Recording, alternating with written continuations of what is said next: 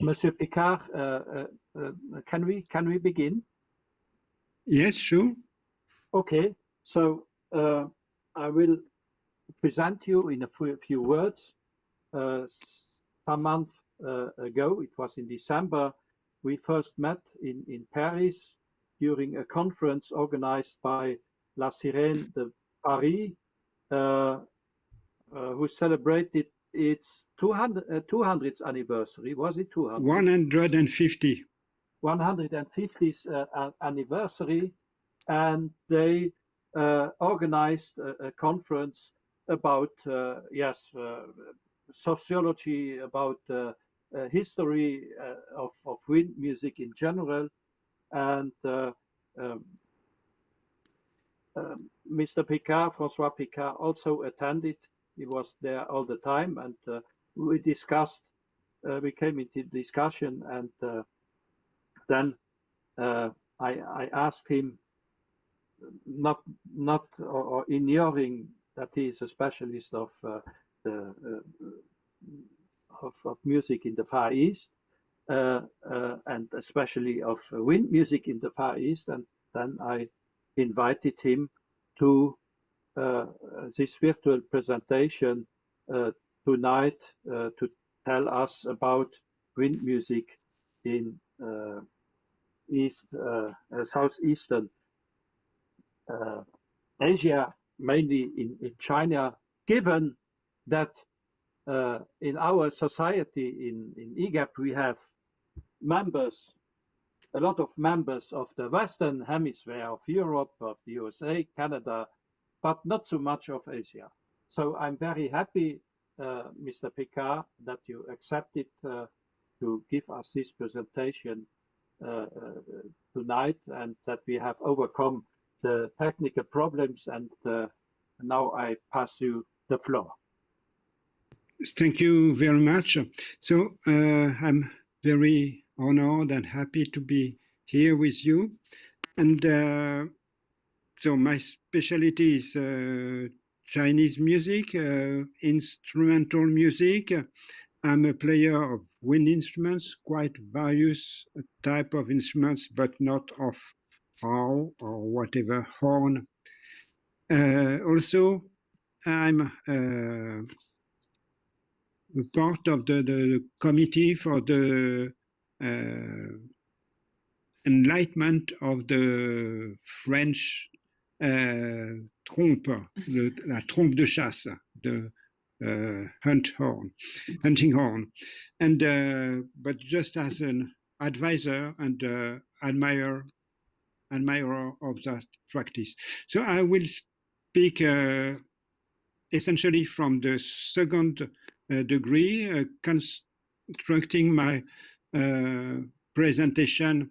Next slide, please, on the works of the few scholars in the world, including China, Hong Kong, Taiwan, and Australia, who have worked on the subject of drums, brass bands. I'm not sure the French categories are the same as Chinese category or German, or so. I have no focus at the beginning, and I try to understand what is from the point of view of historians and from the point of view of Chinese drums and brass bands in China. So of the main workers on the subject, one is here, Keith Robinson, and one has been invited, Stuart Carter, but he's not present, but I'm sure he will look at the video later. About David Urrows, I have only knowledge from his writing, and Lionel Hong Lixing is more an inspirer for the general subject, that someone who looks really at the documents from the history, at least of the westernization or cyanization of brass instruments, trumpets or horns, and also.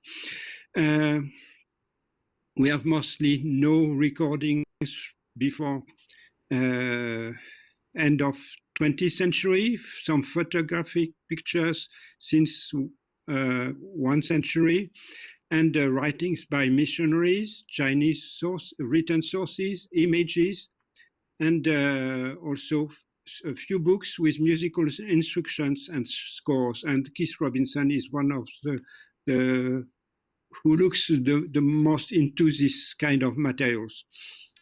I can go directly from to the conclusion, and but if I have some time, I would like to have some addition to some methodological points which do not has to do with Stuart Carter, Keith Robinson, David Francis Urrows, or Lionel Hong Lixing's work, which I've found is very inspiring, very precise, and very complete.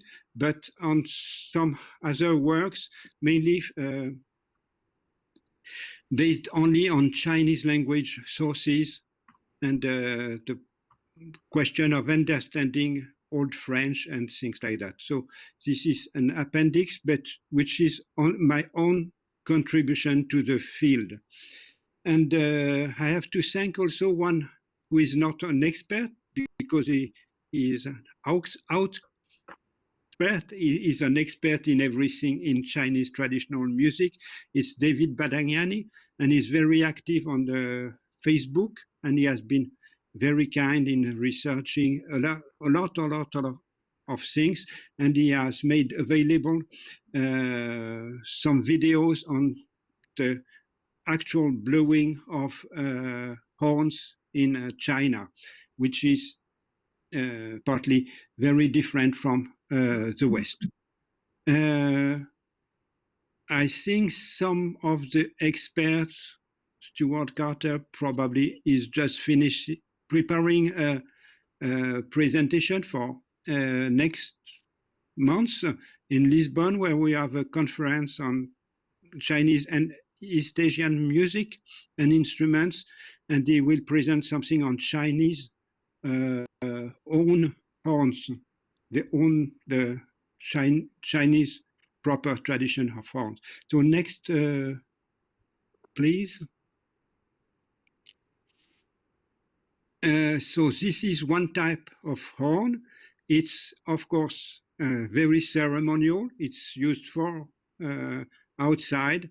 It's used in, as they said, from the picture, in wedding procession, but probably more in a funeral procession and in military procession. I will go back to this consideration later. So it's different from a lot of horns we know in the West, but it's also different in some ways from the Tibetan horn, or from also Indian or Central Asian horn, but not so different. Next, please. So these are photographs from the 1930s, made mostly in Beijing, in Peking, so Peking, Beiping at that time. And so this is the second type of horn. So it's very spectacular, very heavy, and probably very large sound. Next, please, which is in the same series by the same photographer, and at the same time, and probably in exactly the same occasion. And you can see Western or international brass band, close to the military style, and it's used in China, not necessarily for wedding procession, but for procession outside. I will call it music. You can call it music, you can call it music, Yinwei. There is no problem with that. It's not only ritual, it's also music. And from what I know from Chinese culture, it's not only sound, it's also music, because the gods, the many gods, they like music. They like to have sounds dedicated to them, like they have to have beautiful perfumes and fruits and offerings. So it's a kind of offering. The same is has been observed for music and sound in the Tibetan context. Next, please.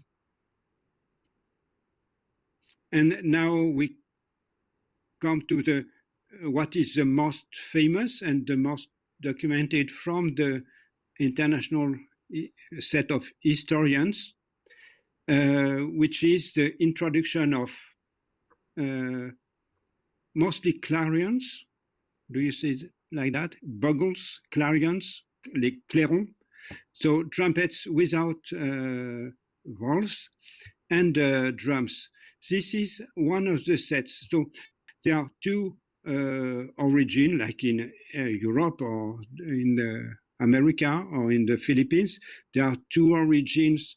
There is the clarion and clairon and drum, and there is the brass band and also the wind orchestra, like the Sirène de Paris, which is extended to the inclusion of saxophones or whatever types of instruments. So David Francis Urrows is one of the great researchers and publishers about that. And he has a full book on François Ravary. He was a French Jesuit.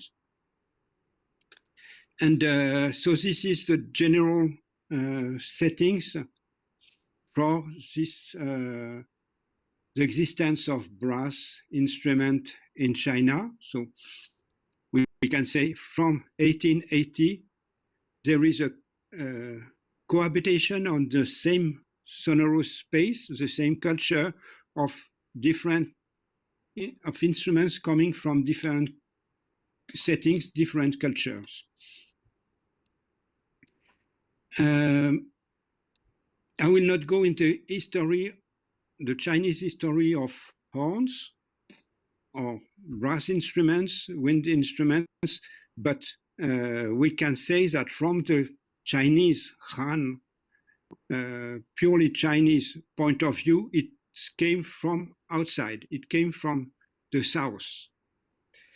My opinion is that the Chinese version of the horn is very close to Central Asian karnai, at least now how it's like it is practiced.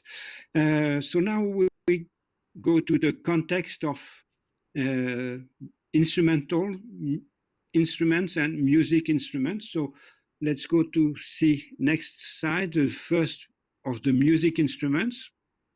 Mm-hmm. So it's translated into French. It's a French document, but it's you have the same in Chinese. So this one, you can have that on Gallica under the name Amyo. And it says that this is the picture for the yueqi instrument for the zhonghe music, the music for la musique de la concorde, the music for peace. And the first music instrument is a non-sonorous instrument, it's the hui banner. And we have that in every brass band or harmony, village harmonies in France. We have that the banner is part of the props of the instrument, and it's part of the yueqi. So there is a difference if we go into the Chinese minds between instrument for the music ensembles and sound instruments. Next image. So this is just a memory of the Chinese, very long memory of what is Chinese instrument, and it's instrument which are like the pianzhong, pianjing, which are tuned clocks. right? Which are chime of bells, chime of stones, which are struck instruments. And for wind instrument, you have three types of flute: xun, xiao, or four, pai xiao, che. So a kind of pan flute, a kind of transverse flute, globular flute, like ocarina. And you have the shang. You can have also transverse and oblique vertical flute, but you have no reeds except for the free reed instrument, which is from the beginning to now characteristic of one type of the music instruments. So these are the purely Chinese instruments in the Chinese history, Chinese culture, Chinese civilization up to now. And we generally, researchers agree that these are Chinese instruments, and that the other instruments which are used by the Chinese in Chinese context, of course, they are Chinese instruments, like the piano is a Chinese instrument, but it's not so Chinese compared to the pianzhong or to the xun. Next image.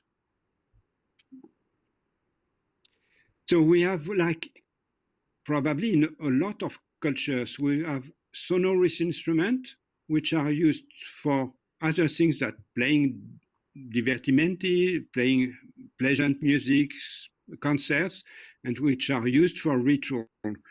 It can be exactly the same object, like the drum, but it's used for ritual, and it has perhaps a special name for the ritual. And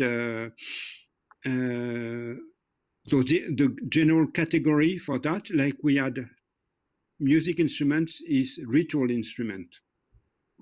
But to go to the horn, of course, we have to go to another category that we know also in Luxembourg, France, Czechia, Slovakia, I don't know, northern Italy, Germany is. So next, please. So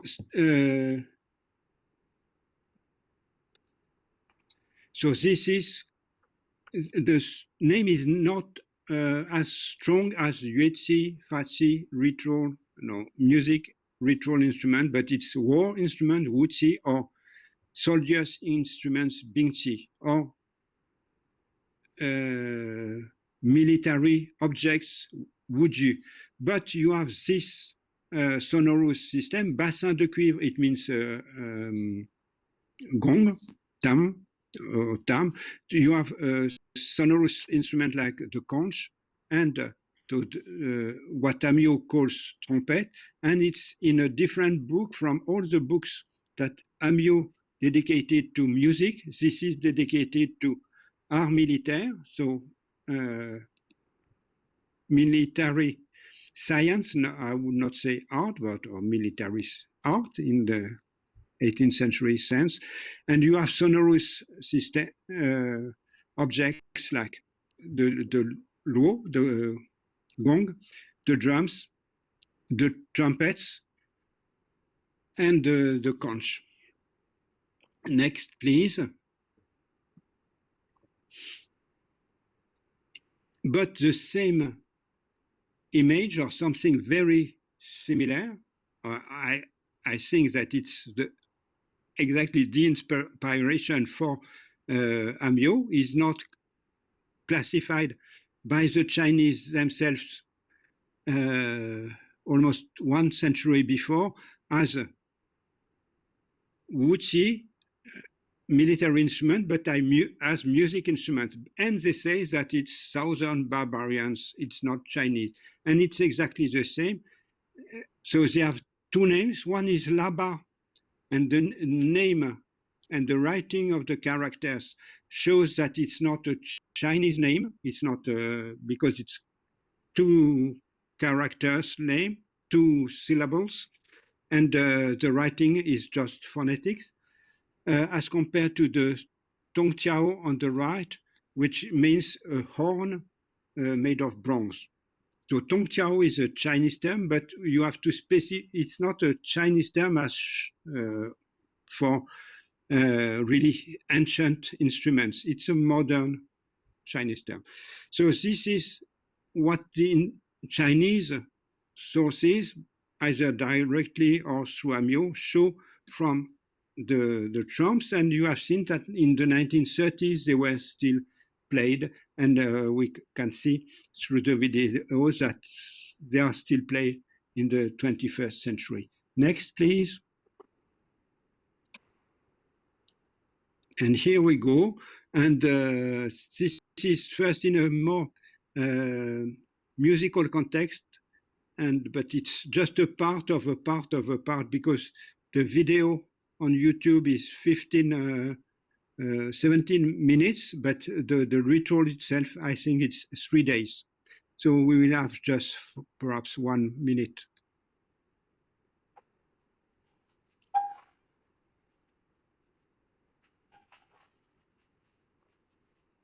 We cannot hear. You cannot hear? No, it's probably the selection of no noise.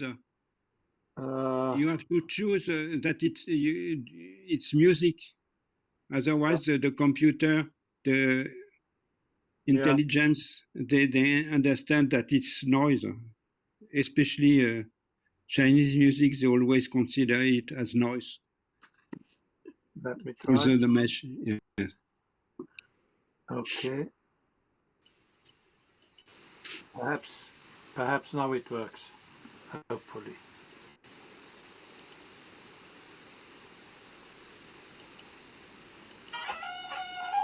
Yeah.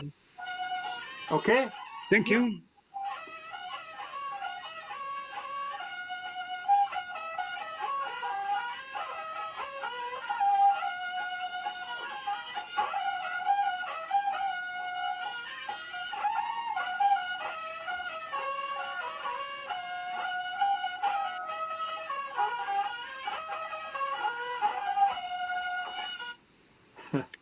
Yes, so it's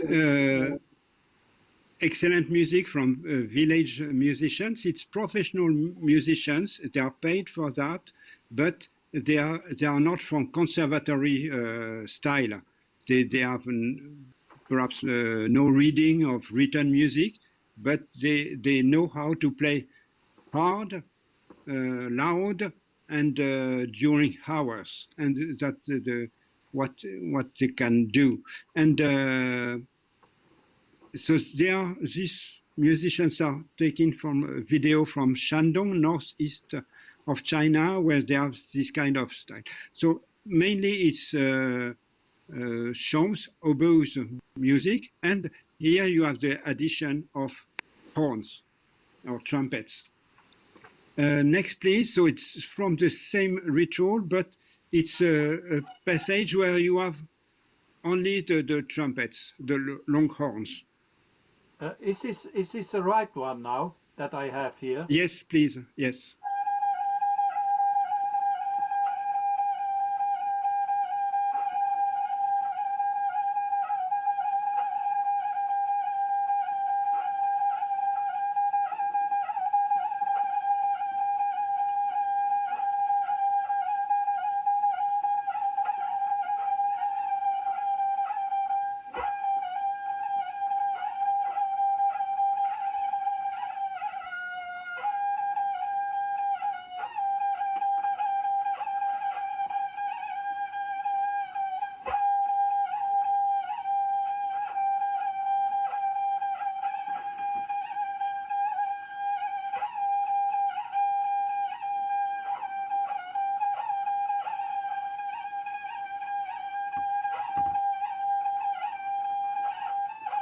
Okay.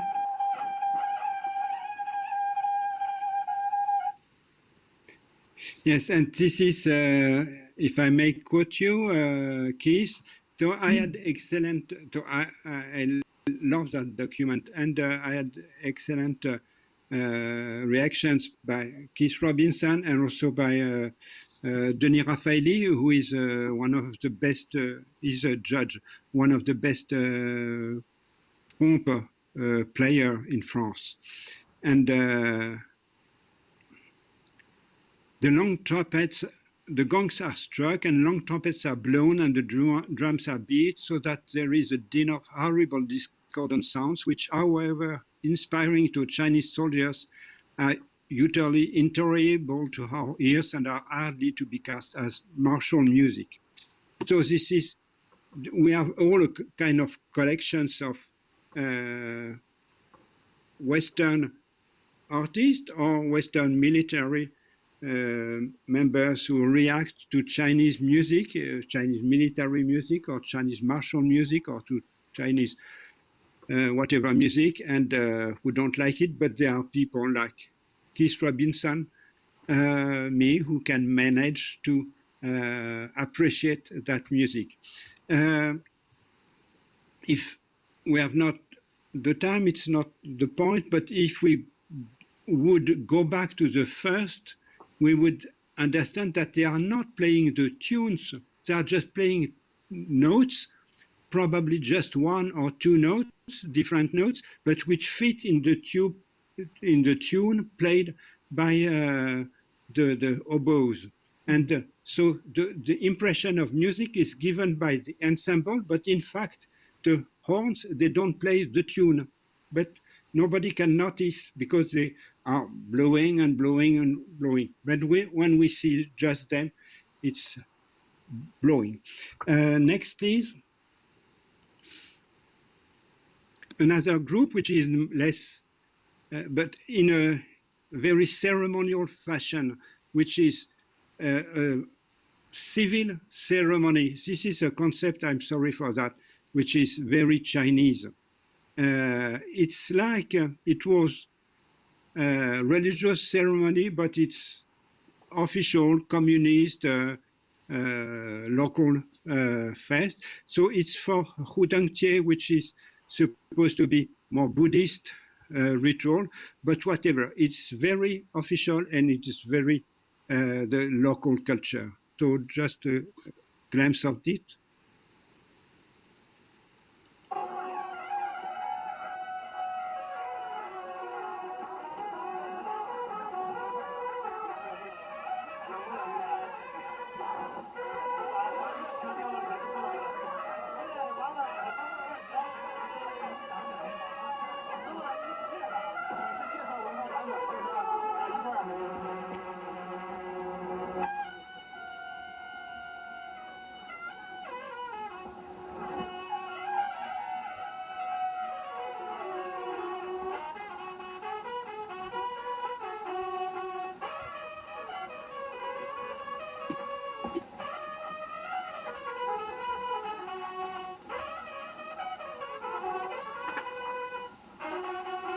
Yes, okay, we can go to the next.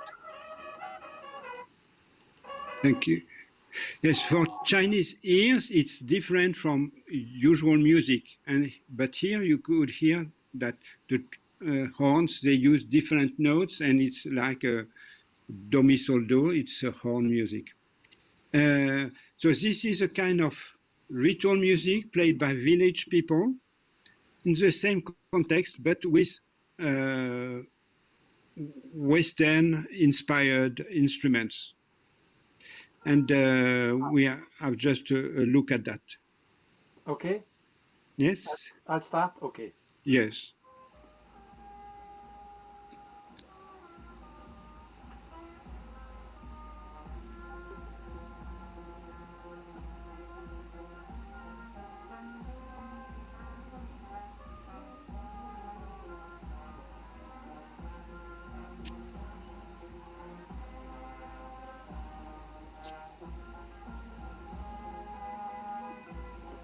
Okay.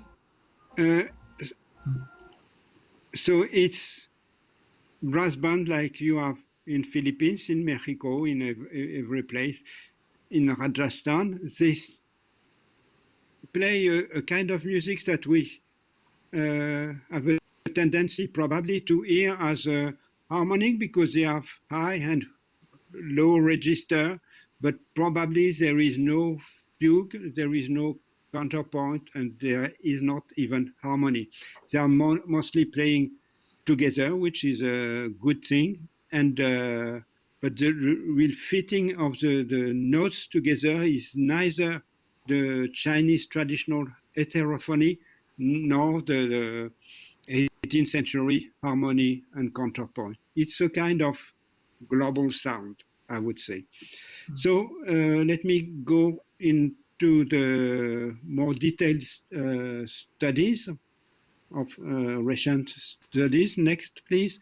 So this is David Urrows in 2012. It just have a very short answering to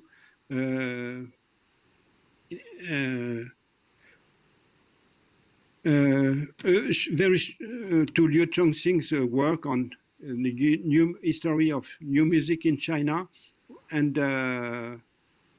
so in reply, Urrows points out that Robert Hart's band, so 1885 is often said to be the first.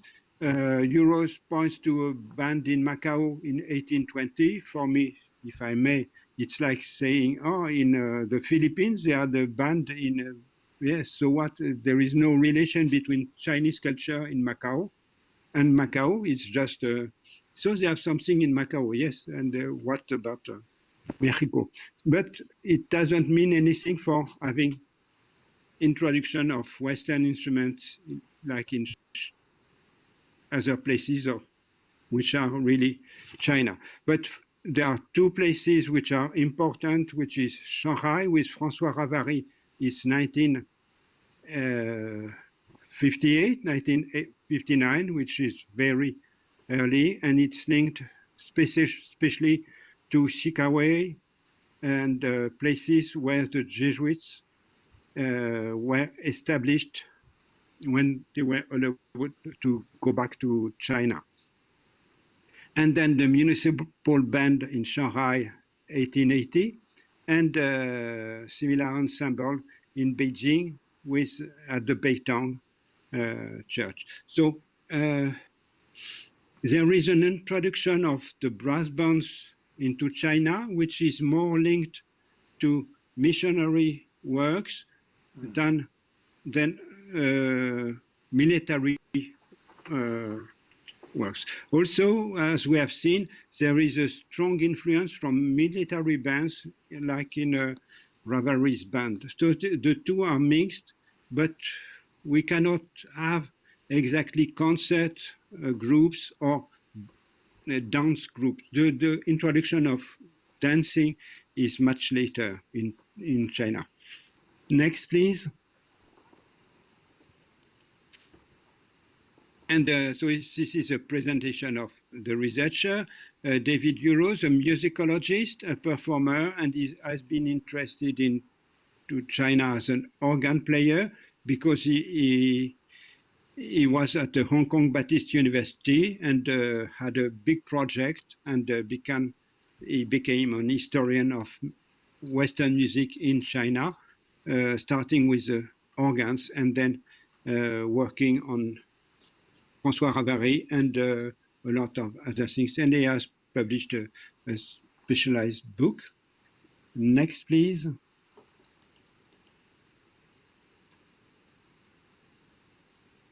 And so this is his book. And next, Stuart Carter, who is someone who embraces very large the history of instruments, the acoustics, the history of context, and also Western inspiration and development in the West. So this is next May 8 in Lisbon. And but he has already published in very different, so of course everyone knows him through Historic Brass Society Journal, but also Proceedings of Meetings of Acoustic and the famous Journal of the Acoustical Society of America.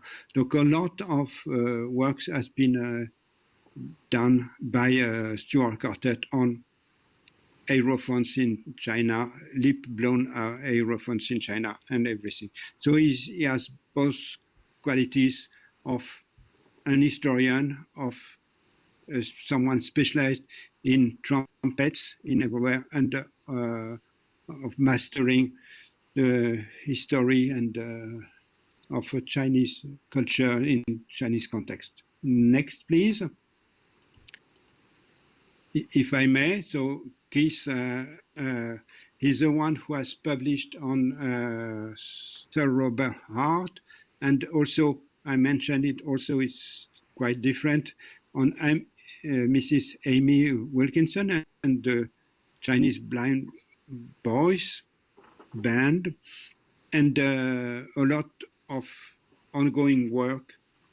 And so both as a musician and as an historian. And he's so he has a lot of talents. And but so thank you for being here. From the different works published by the Chinese themselves. Next, please. We have things which sometimes, like this one, appear only on the internet. So the picture is well known and everyone uses it. It's small boys and old men playing together, all male people, and not only brass instrument, but you have the triangle, you have the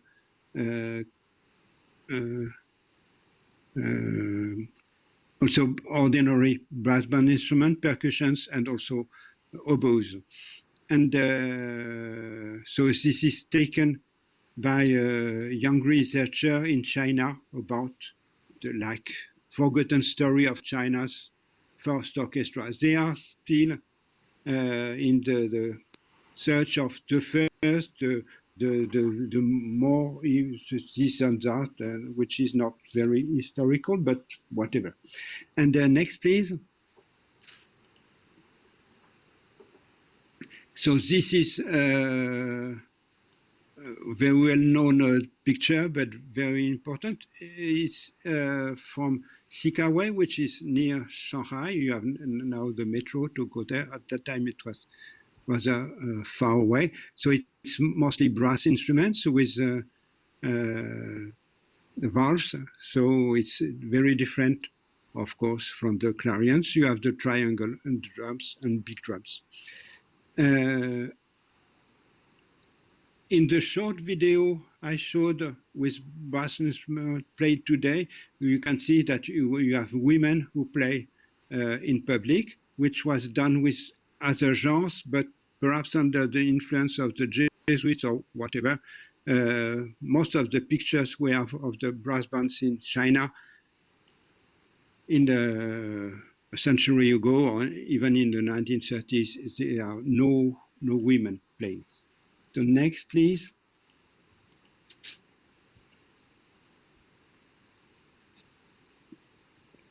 And so still Zhang Xiaoyi, it's once again, the material is not her discovery, but it's nice to have Chinese who help the Chinese to have sources, and it helps us to reconstruct the Chinese words beyond the funny transcriptions. And we have just a series of slides after, so we can just look at it. Next. Yeah. Yes, next, please. So this one is from someone who is not in the history of music, but in the history of martial music. And this is interesting because for me, like in France, it's different kind of people often who work on Chinese traditional music and West and East meetings or martial things, and we have to join together to have to know more. Next, please.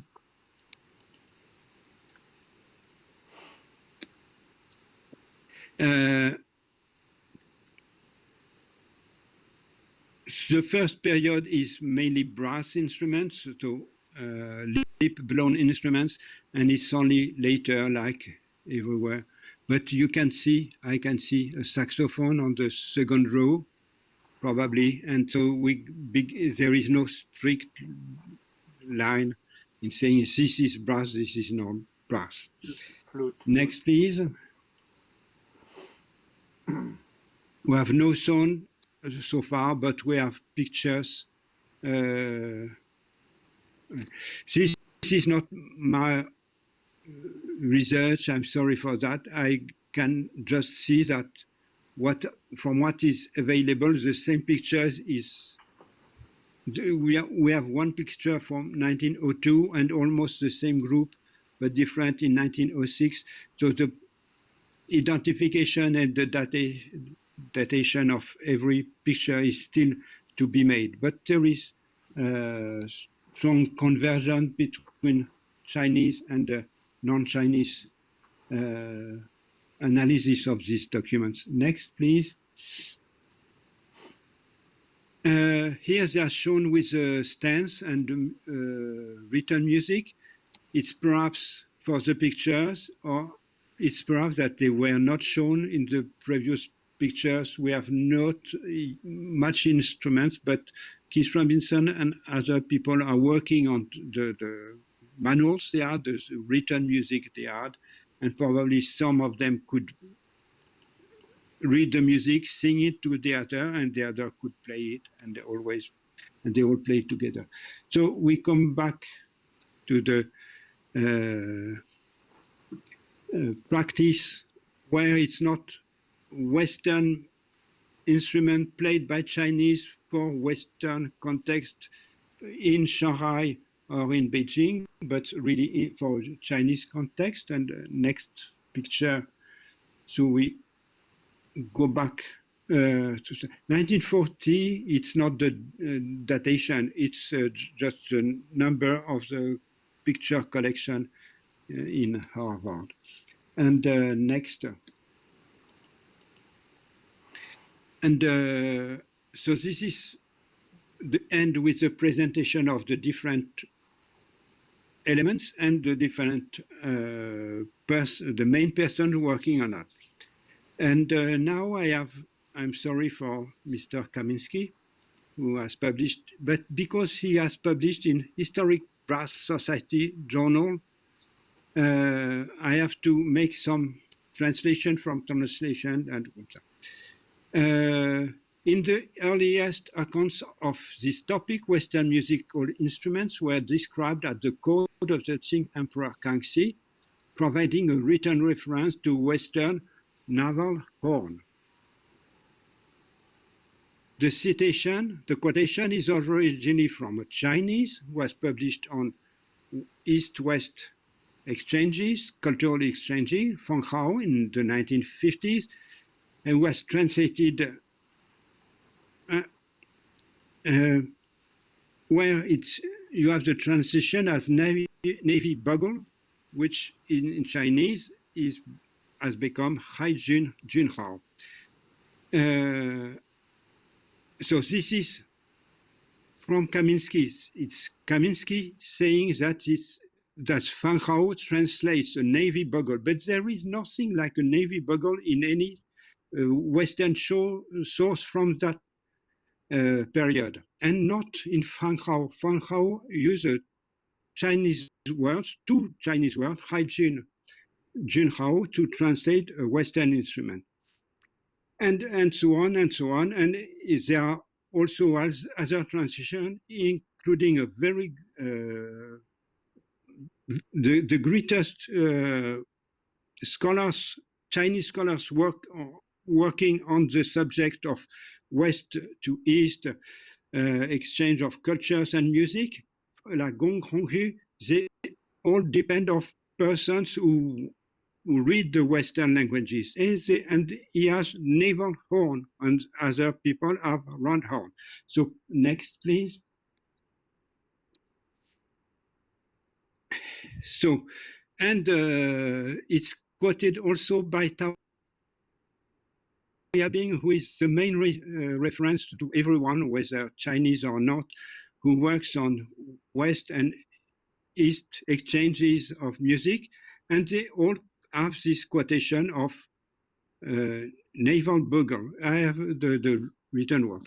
They have the same with an instrument which they translate as bass trumpet, and after you have a bass zither, like if it would be 4D in TC, and so on and so on. But the first translation, as you can see above, is 1953. No one in this context from 1953 to 2023 has be back to the original source, which is not my merit because it's something that I knew. I did not know that, noticed that the Chinese didn't understand, because for me, it's written in French and just understand what it means. And next, please.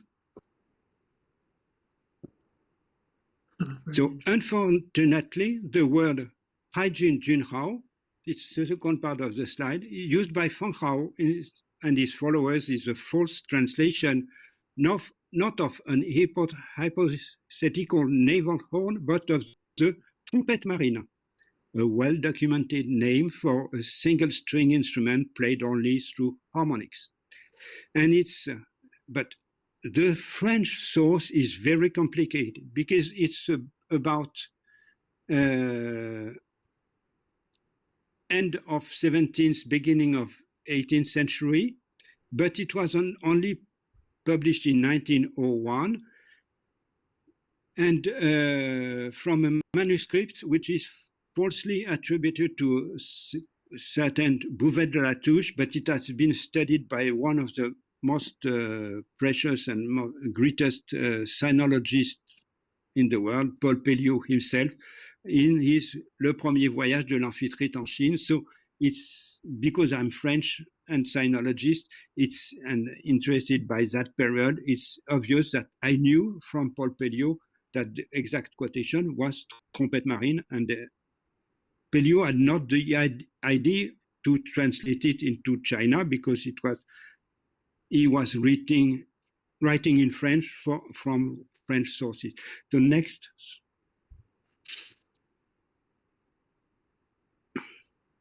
Before.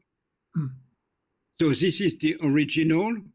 Lorsque l'empereur veut prendre le divertissement. So this is what Kamensky says that he is translating.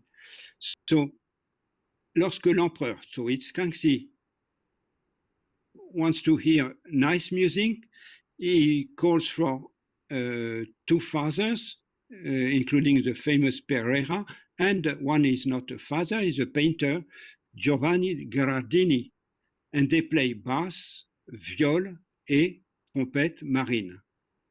Bass is bass, viol is bass is bass de viol. Viol is a traîneau tin, and trompette marine is a Isian tin, if you want to translate it. And so, because the situation is very strange, it has been quoted and quoted and unquoted by a lot of people in French and other languages, but not correctly translated into Chinese. So the next picture, you don't need it, but it's my pleasure to offer it. So it's the famous Navy bugle, and three representation of the trompette marine, either called Tromscheit, trompette marine, or not called by Memling, who is just painting. Here it's an abstract from the famous Angels Playing Music by Memling. So from 1489 to 1636. To play such an instrument on a boat and to have that brought during a 6 months travel to China is rather strange, I agree. But Gherardini played the tromba marina, and there is no doubt about that. And it has absolutely nothing to do with the introduction of brass or lip-blown instruments into China. So let's go back. Yes, next please. To Stuart Carter himself, who happens to have written about the trumpet marine. So he's the one who can see, I see a navy bugle, and I know that it's not the same as trumpet marine. Probably no traditional English name for that.